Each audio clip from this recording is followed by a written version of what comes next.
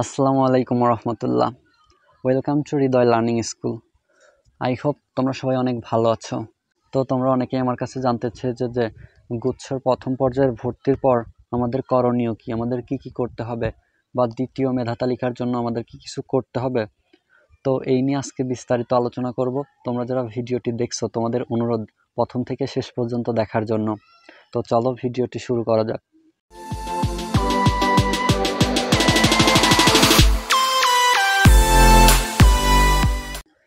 এবছর অর্থাৎ 2024-25 শিক্ষাবর্ষে গুচ্ছ ভর্তি পরীক্ষায় অংশগ্রহণ করেছিল প্রায় 2,50,000 শিক্ষার্থী এবং ফলাফলে দেখা যায় 3 গ্রুপ কম্বাইন করে গড়ে পাশ করেছে 30% শিক্ষার্থী এবং এর মধ্যে প্রায় 30% শিক্ষার্থী সাবজেক্ট চয়েস বা বিষয় পছন্দক্রমে অংশগ্রহণ করে এবং প্রথম মেধা তালিকা প্রকাশ করে 5 জুন এবং তার বিপরীতে ভর্তি কার্যক্রম সম্পন্ন করেছে শিক্ষার্থীরা।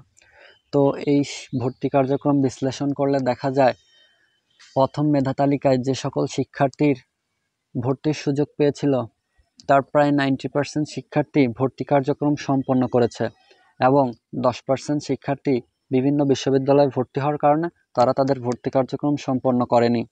এখন কথা হচ্ছে দ্বিতীয় মেধা তালিকা কবে দেবে এবং এই দ্বিতীয় মেধা তালিকার জন্য আমাদের কি কি করতে হবে, এখন আমাদের করণীয় কি। দ্বিতীয় মেধা তালিকা 12 কিংবা 13 জুনের মধ্যে প্রকাশ হতে পারে, আর যদি না হয় তাহলে ঈদের পরে প্রথম সপ্তাহে তোমাদের ভর্তি কার্যক্রম আবার শুরু হবে। সো দ্বিতীয় মেধা তালিকা পর্যন্ত তোমাদের কিচ্ছু করতে হবে না, তোমাদের এখন একটাই কাজ, সেটা হচ্ছে ধৈর্য ধরে বসে থাকা এবং আল্লাহর ইবাদত করা।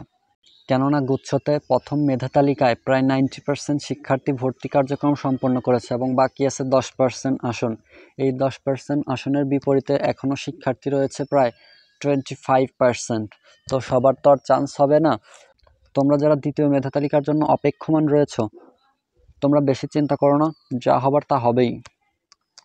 সো তোমরা এখন শুধু ধৈর্য ধরো, দ্বিধান্বিত হইও না। তবে এই ইউনিট অর্থাৎ বিজ্ঞান শাখার শিক্ষার্থীদের স্বস্তির বিষয় হলো সামনে কৃষিগুচ্ছ পরীক্ষা রয়েছে। এই কৃষিগুচ্ছ পরীক্ষায় অনেক শিক্ষার্থী অংশগ্রহণ করবে, দেন তারা ওখানে অনেক শিক্ষার্থী শিফট করবে, তখন গুচ্ছ থেকে ভর্তি বাতিল করে তারা কৃষিগুচ্ছে ভর্তি হবে, তখন তোমাদের অনেকাংশ সিট ফাঁকা হয়ে যাবে। সেই ক্ষেত্রে পরবর্তীতে তোমরা যারা অপেক্ষমান রয়েছ তোমাদের ভর্তির সুযোগ পেয়ে যাবে ইনশাল্লাহ। তো আশা করি সম্পূর্ণ বিষয়টি বুঝতে পেরেছো। অ্যাডমিশন রিলেটেড আপডেট ভিডিওগুলো সবার আগে পেতে আমার এই চ্যানেলটি এখনই সাবস্ক্রাইব করে রাখো এবং তোমরা যারা অলরেডি সাবস্ক্রাইব করে রেখেছো তোমাদেরকে অসংখ্য ধন্যবাদ। দেখা হবে নতুন কোনো ভিডিওতে, ততক্ষণ পর্যন্ত সবাই ভালো থাকো, সুস্থ থাকো। আল্লাহ হাফেজ।